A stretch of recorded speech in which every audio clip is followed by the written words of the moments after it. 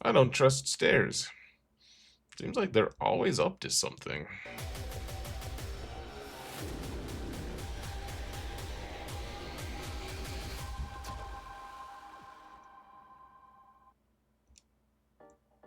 Hello everyone, and welcome to another episode of Xaereth Prevails. Today, let's talk about the farming order for all the Galactic Legends and the luxury characters, the luxury legendary characters. It's going to be an epic video. I try to put this out once a year-ish. I think the last time I put it out was like January earlier this year, but we've had a couple big releases, and I wanted to update this list. A lot of people have asked me, so huge shout out to my patrons, by the way. You guys are awesome. Thank you so much for your support, guys. Really couldn't do this without you. Thank you so much. And if you want to support this channel for free, folks, all you gotta do is hit that thumbs up button, like, subscribe, comment.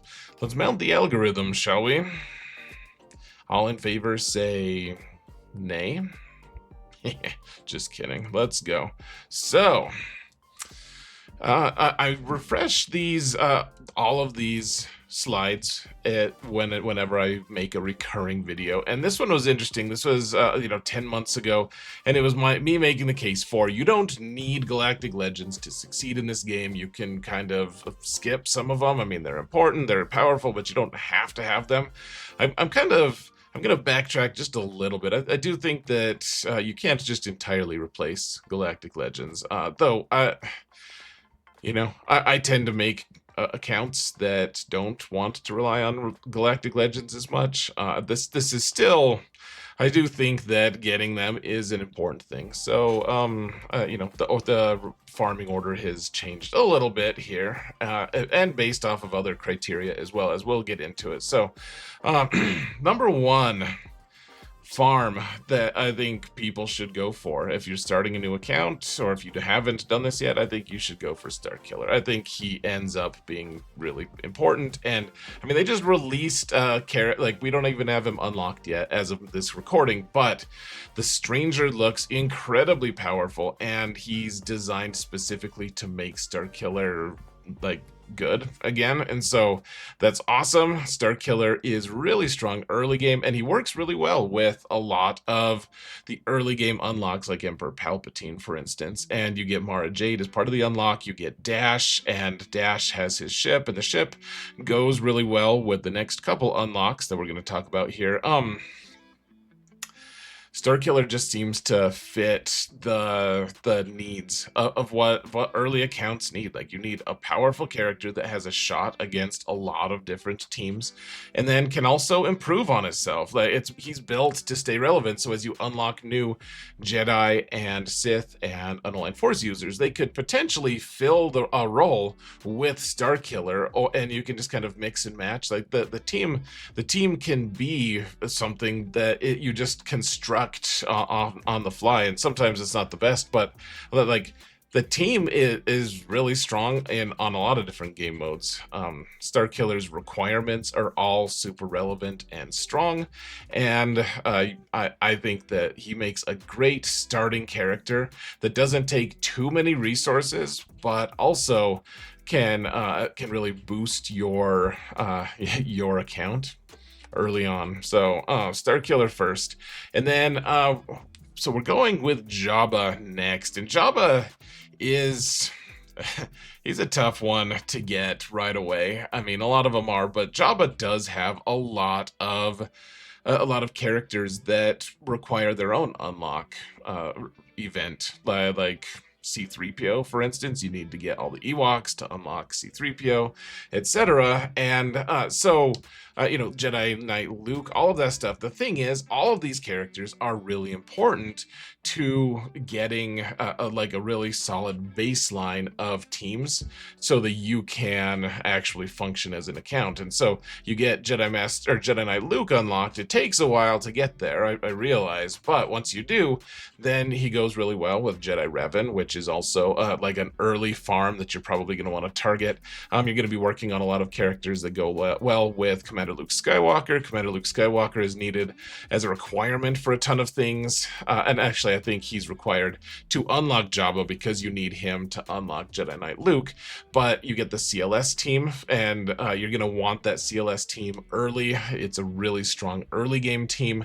You're going to there's just a lot of really good stuff that is required to get to Jabba. So it's a slog to get him unlocked early on, but what you're doing is necessary farms and components or whatever for like a successful early roster. Like he's got kind of all the different things, and then once you do unlock Jabba, he beats all the different proving grounds, which I guess you probably won't have a 4 million GP account right away, so you can't do proving grounds right away. But once you do, Jabba will be there for you. He's got a really easy unlock mission, so you don't have to worry about having a ton of good mods to be able to unlock him. He's got Smuggler's Run 2, which is so important for early accounts because you need all the different mod support that you can, and that's a really important thing. And then he's got some really nice overlap on requirements for like Leia and Jedi Master Luke, for instance. Like it's amazing. In fact, those three like really overlap to help each other. And he's powerful. Like he's the all-powerful. Well, he's the almighty Jabba, I guess. The all-powerful title on Tatooine apparently goes to the non-mobile Sarlacc, but we don't need to get into that. So Jabba is just, in my opinion, he's the most important character in the game right now. I mean, maybe eventually we'll get a different character that's more important. I do think that as a team, he's just too important. Like, is he the most powerful team on in PvP? No, not necessarily. Is he the most accomplished character in like all the other game modes? Probably. Probably. And he gets you he unlocks a really important team or event. He is just very, very important. So I would go for him first. And now we're going for Profundity next. Last time I made a video like this, I had Executor as the number 2 slot, and so we don't want to get too deep into this, but the thing is, you start with a ton of rebel ships, and you really do want a good fleet that can beat a lot of other fleets that are going to be around you, and Profundity is one of them, especially because by the time, like pretty soon, we'll be able to start farming the Rogue One ship, and so Rogue One, even at 3 stars, as long as you have Profundity with it, you're going to be able to take down Executor. You're going to actually be able to punch a little bit into Leviathan. Even you're going to be able to beat all the different fleets. It's the second best fleet currently, and before that you're able to get home 1, and B-Wing is also going to be farmable right away, and so you're going to have 2 really strong fleets. You're going to be able to mix and match as you need because they're both rebel fleets, and because you're unlocking things, early game things like, well, with Jabba you need Han, right? And so you've already got Jabba, you've got Han, and so you've probably got the Millennium Falcon, and so that goes with Profundity as well. It's a vital ship. It's a vital fleet. Once you get to 7 stars with it, you're going to be invaluable to your guild for any of the territory battle things that you can do. The requirements feed really well into, I mean, Starkiller you need Starkiller. Or you need Dash to unlock Starkiller. Dash is the pilot for the Outrider, which is key, like one of the most important ships in the fleet, and you need Outrider for Jabba anyways, and so there's just so much overlap here. And then you're going to have an Admiral Raddus team, which is a really good team, and you're going to be ready for unlocking Leia, which is not too far off. And so right now I think the best ship and the best fleet to get early on is Profundity, and I mean, you need a good fleet early game, you just do, and I think you can kind of stall on it a little more than you used to be able to. I used to say, like, big fleet first before any Galactic Legend. Now you have Home 1, so go do Home 1, get Home 1, up and running, because the game like hands it to you. So you really just need B-Wing and then upgrade some of your pilots, and then that'll keep you good to go until you can actually unlock Profundity.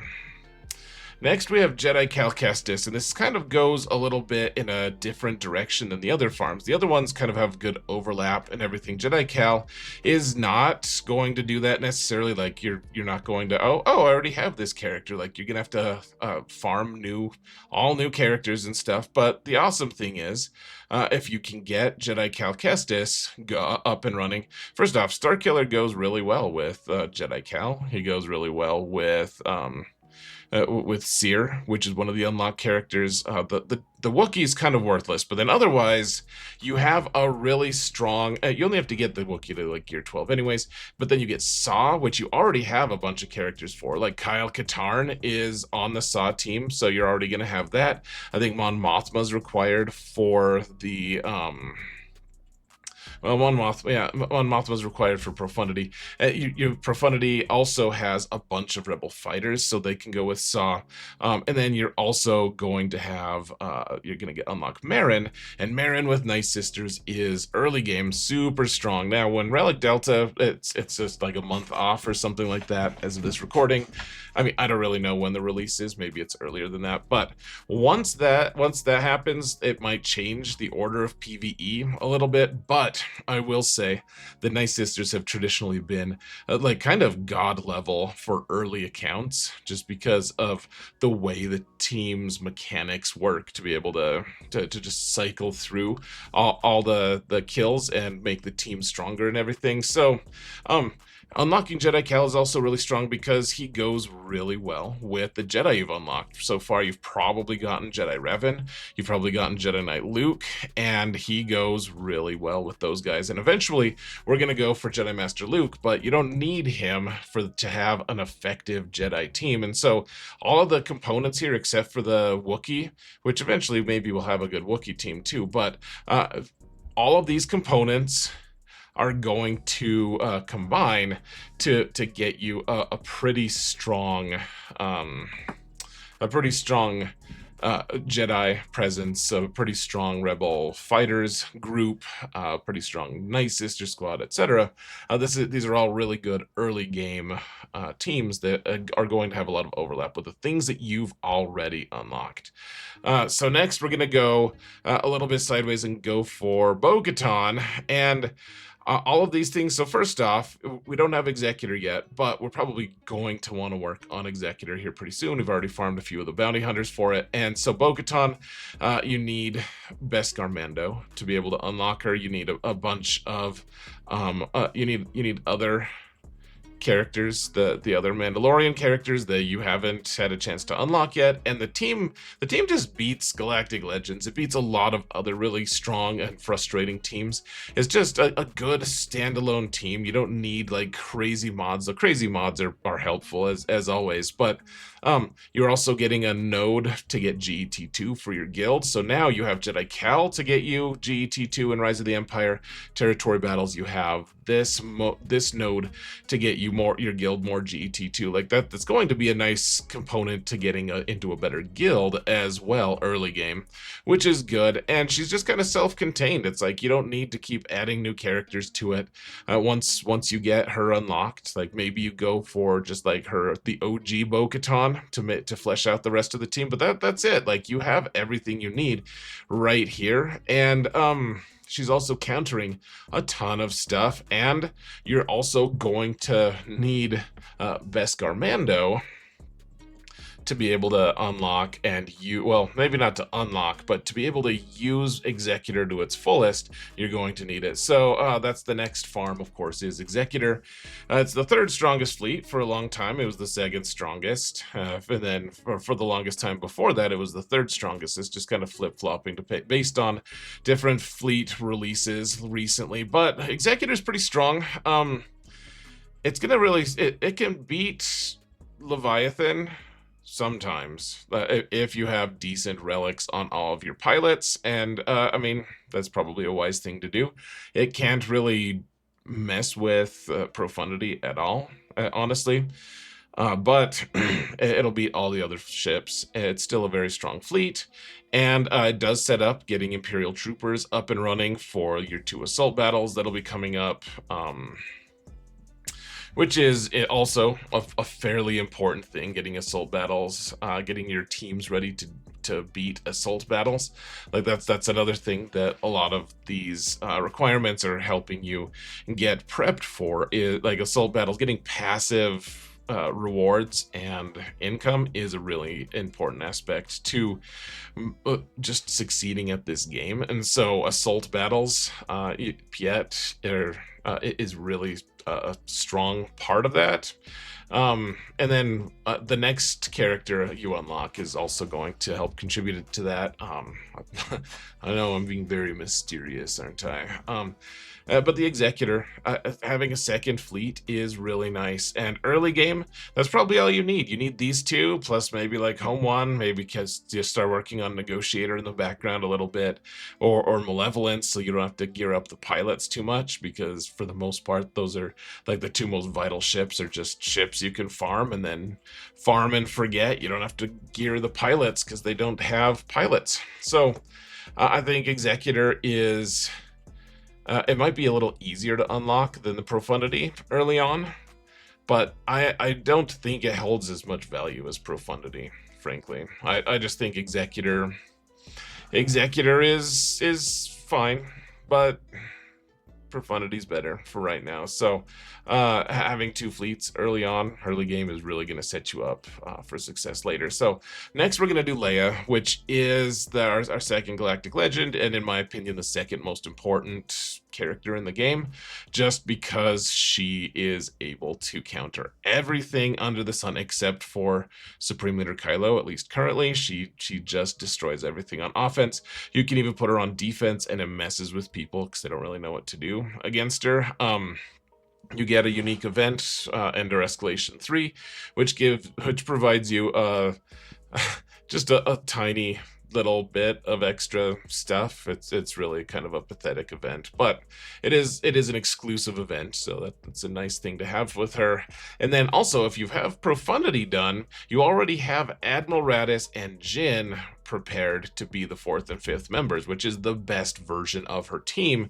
So in 5s you can do that, or you can just add a few other random rebels that you picked up along the way and have an AdRad team depending on how early game you still are. But she's going to destroy everything for you. You get Drogon up and running pretty well. You already have B-Wing with the Home 1 fleet, and so Drogon is going to just do some really awesome stuff with her. And she has really good overlap with Jabba and Jedi Master Luke, like I kind of mentioned earlier with Jabba. She just, like for instance, you need Boushh to unlock Jabba, but then you also need Boushh for Leia. And then you're also getting Scout Trooper with this, and with Scout Trooper, that also helps, like I said, remember when I was being mysterious? Well, here it is. Scout Trooper goes really nicely with your Imperial troopers to be able to get those assault battles done. And so, and you've probably already farmed Nisa, the Princess Ewok, and she's going to, because she's helpful to unlock C-3PO, and so like a lot of your requirements are already done here, frankly. So Leia, great second Galactic Legend. I think between her and Jabba, those are the 2 most important GLs right now. And then you may as well just pick up Grump-Face Luke. Jedi Master Luke is probably not the 8th best option. There's probably other characters that you'd rather have. He's pretty dang good in a lot of different game modes still, and he's a good target for early Relic 9. That's almost probably a bad thing about him, but he's just he's a really good character.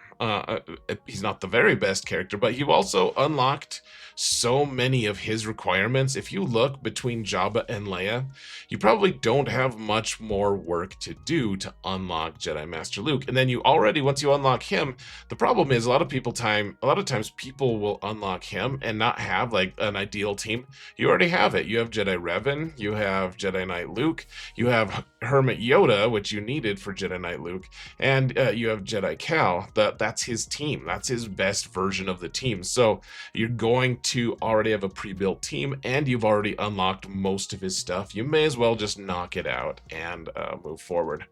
And then, honestly, guys, this is maybe the most controversial one, in my opinion. I think you should work on Pirate King Hondo. I think he's just really good. We just faced a wall of his in Territory Wars, and he's only been released for a month, and he has a really strong datacron that probably makes him seem more powerful than he actually is, but he is really strong in 3v3. He's decent, at least in 5v5 GAC, and in all the other game modes, he just absolutely ruins all of them. He just stays point and click. He just dominates. He's really strong.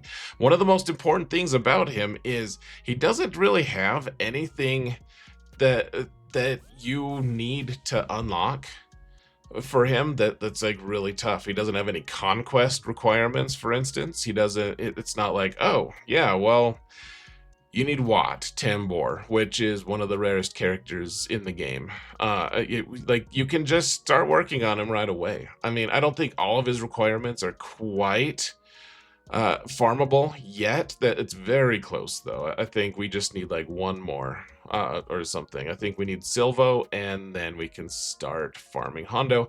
And then the other nice thing is, I know that early game you're not necessarily going to have all the conquest, all the proving ground characters, whatever conquest characters unlocked, but once you get Maz Kanata unlocked, then you get 2 teams with Hondo as well, which is really nice. We don't know what Smuggler's Run 3 is. Smuggler's Run 1 and 2 have been amazing, and they're really, really important to get early game. My guess is that Smuggler's Run 3 is going to be similar. So there's not much, like, early accounts, yet yes, you have to farm like 6 characters that are not accelerated, which, I mean, that's not ideal for an early account. Then again, this is the 9th on the list. Like, you probably don't have an early account anymore.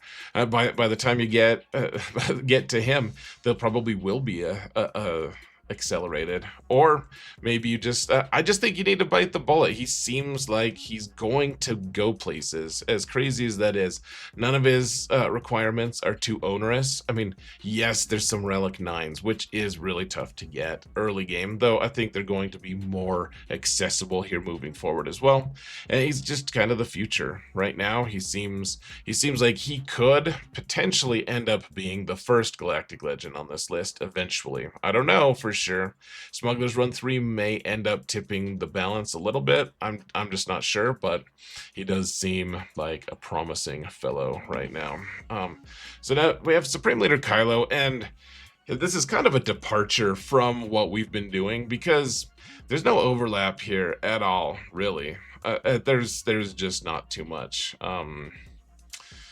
But the fact remains, he is a good character. Now, this is where I would say, like, if you don't want to spend money, I'm never going to pressure someone to spend money, and I'm not saying you have to. I will say though that if you want to spend money on this game, this is probably the first place you want to look for. You want to look for either Supreme Leader Kylo or Galactic Legend Rey and their various unlock, like their hyperdrive or lightspeed bundles, because they're super cheap and they're characters that you don't want to have to farm individually or relic individually.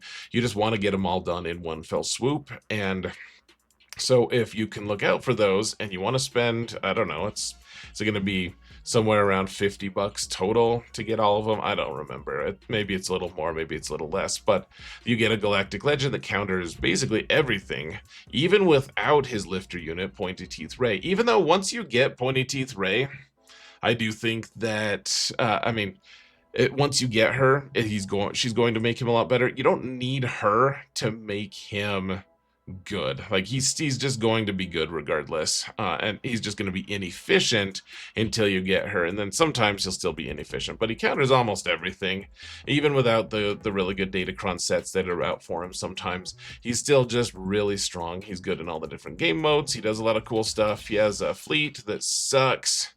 And otherwise, yeah, like I said, and it's on the slide, The biggest detriment is no overlap with other Galactic Legends. So, a good character, definitely worth investing in kind of early.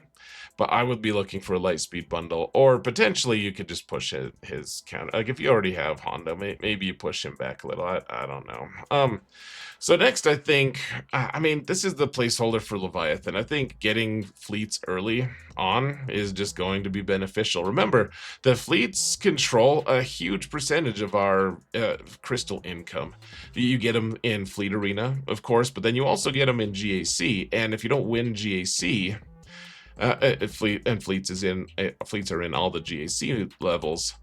If you don't win GAC because fleets are getting in the way, then you're not going to get paid as much. So I think Leviathan, it is still somehow the best current fleet. It's been 2 years at least, over 2 years since Leviathan was released.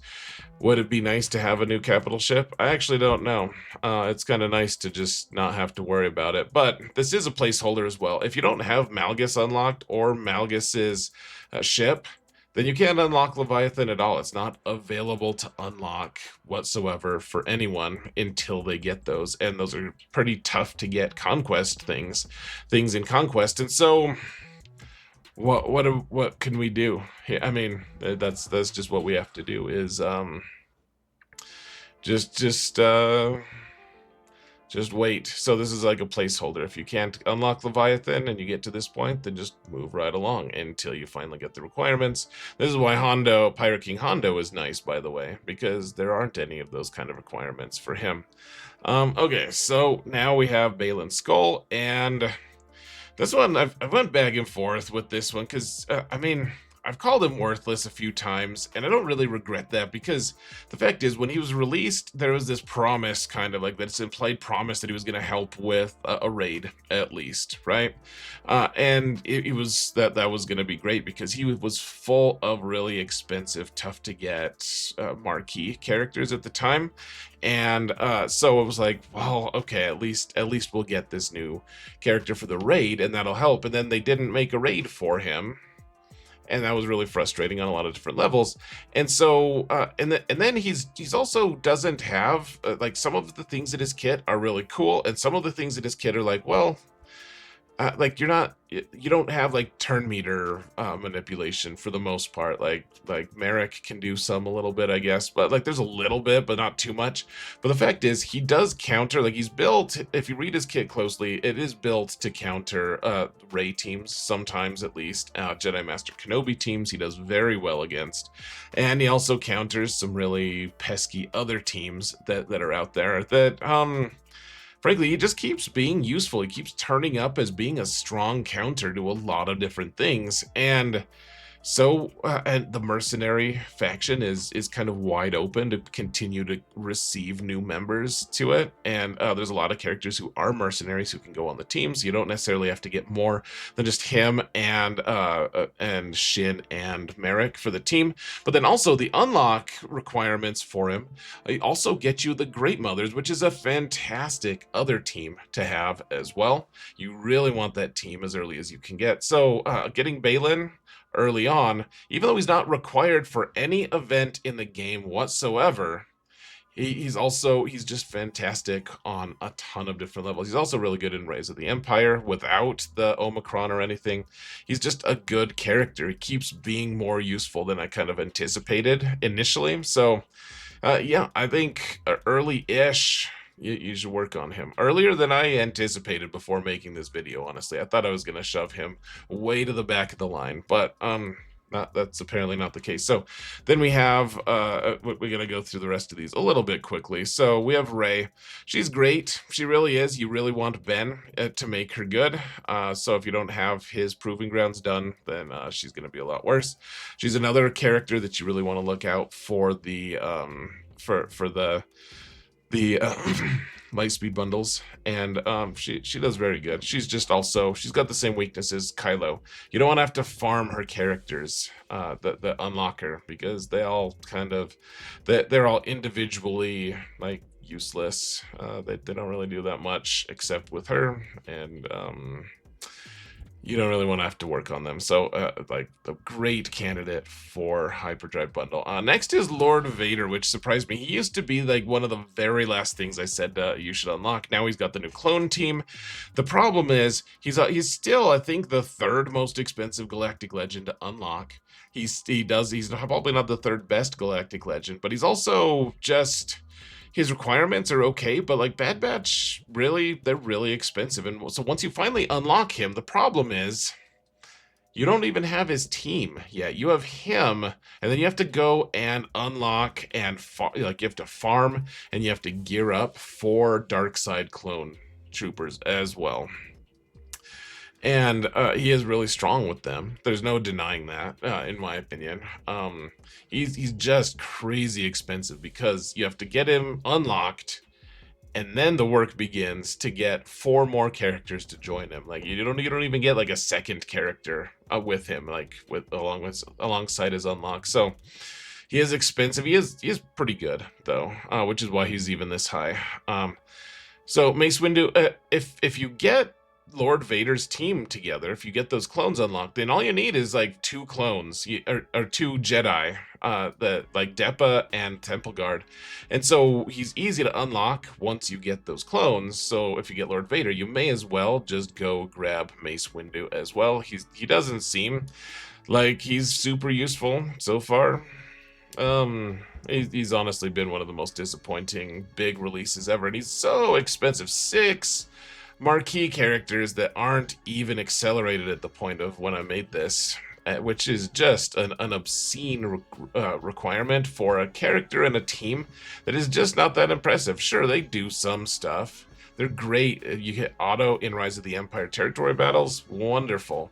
You can just hit auto on any Jedi node, you're good to go. But that's not why you should work on 6 marquees just to unlock this dude. Galactic Legend Ahsoka, she is an incredibly strong Galactic Legend. I don't think there is a way to deny that. She's really good. You do need Ezra Exile to maximize her use, and Ezra, if you get him, you can just use him with a ton of other Galactic Legends, so you don't necessarily need her.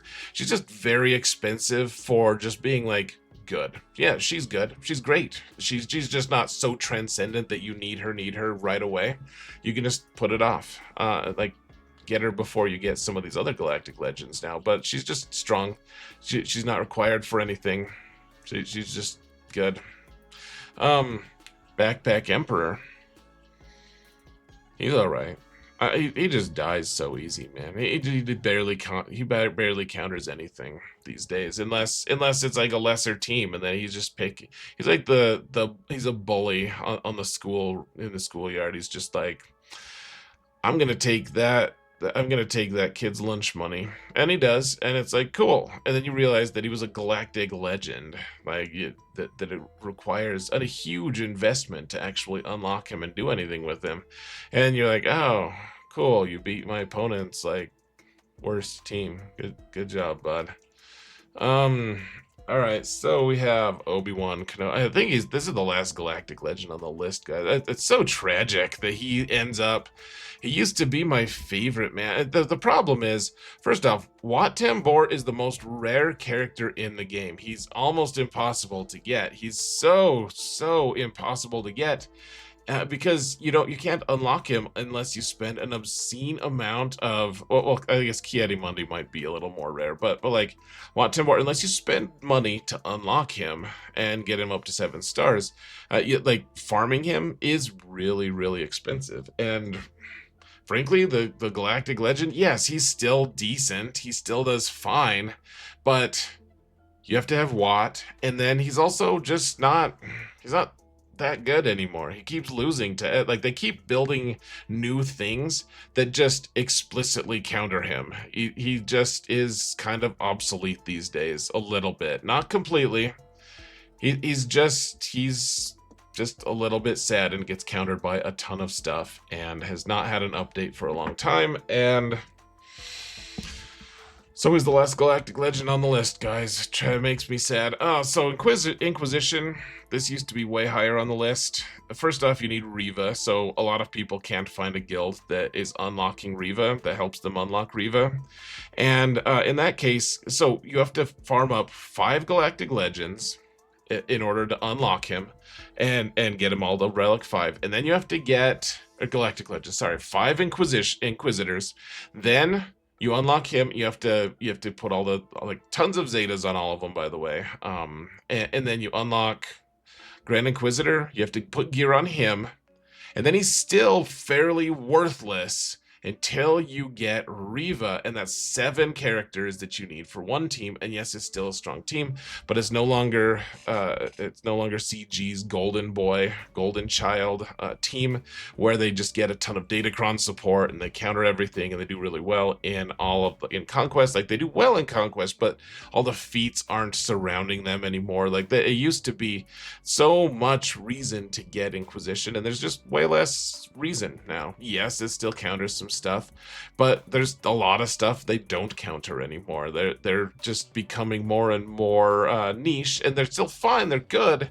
They're just way less of a priority now. They are way less, and the level of investment that you have to put into making this team good is just so insane that I just can't really recommend people work on them, at least not early game. Like, late game, mid game, sure. But I just really think that they've taken a step way back in the priority level. Jar Jar, look, Guns are a good team. The stupid frogs are pretty good. They are. They're just so niche. They're so luxury. Like, you don't need them. They're handy to have, just like any of the characters on this list.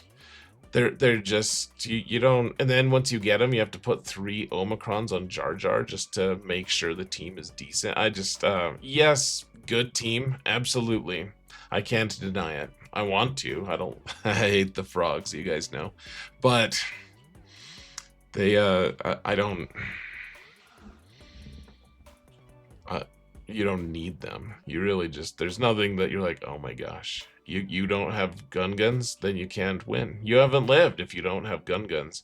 Finally, we have Dr. Aphra, and she still needs a droid tank to make her good. Otherwise, like, she does decent in PvP, in 5v5. She does okay in PvE, but you don't need her for PvE either, except for a couple nodes in territory battles. You just don't need anything for her. The only overlap, we finally got one character that's a requirement for her that overlaps as a requirement for another character, which is OG Hondo is needed for Pirate King Hondo. But otherwise, she's just the very definition of luxury. You really don't need her. It's sad because I like the team. It's a fun team, but there's just no need. And I'm sorry, Aphra, but there is, but it's true. So that's it, guys. That's it. That's the whole list. 21 legendaries and Galactic Legends listed in order of priority. I hope this was helpful. Don't forget to leave a like, and subscribe, and comment, and do all the fun things, guys. I'm gonna let you go. Thank you so much for watching, and remember that in all things, Zareth prevails. Unlike Aphra. Take care, folks.